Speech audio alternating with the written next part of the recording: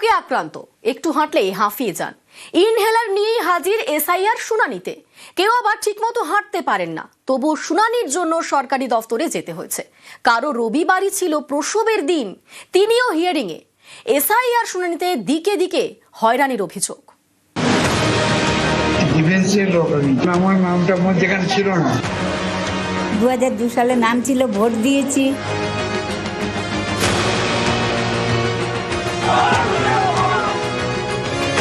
কি মানুষকে হেনস্থা করা আর কি।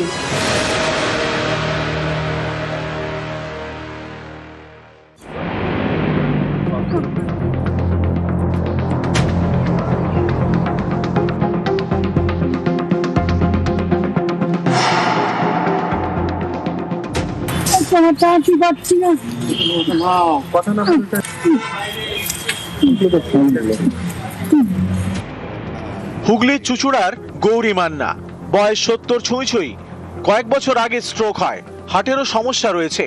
একটু হাঁটলেই শ্বাসকষ্ট, ভরসা ইনহেলার। এই অবস্থাতেও তাকে যেতে হয়েছে এসআইআর শুনানিতে।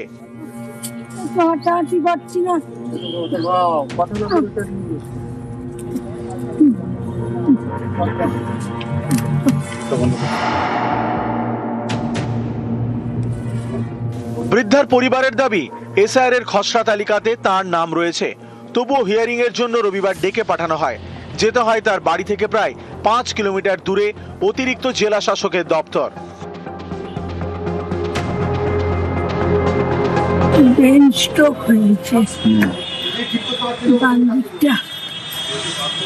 মাথায় জল জমেছে, কথা বলতে পারি না, শ্বাসকষ্ট হয়েছে। হিয়ারিং এ কেন ডেকেছে এখানে জানি না। ওনার কি তালিকায় নাম নেই? নাম আছে, নাম নেই বলছি, নতুন করে নাম তোলা হয়ে গিয়ে 95 সাল থেকে আমার নতুন ভোটার কার্ড রয়েছে, এখন নাম নেই বলছি।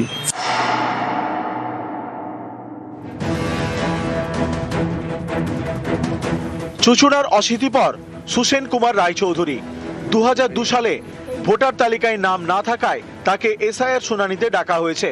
বৃদ্ধের দাবি, তার কোমর ভাঙা, হাঁটতে সমস্যা, তা সত্ত্বেও যেতে হয়েছে অতিরিক্ত জেলা শাসকের দপ্তরে এসআইআর শুনানিতে। তখন সরকারি অফিসার, তা এখানে 2002-এ কি নাম ছিল? নাম নাই তো দেখছি। এখন এই বয়সে আসা তো খুবই মুশকিল।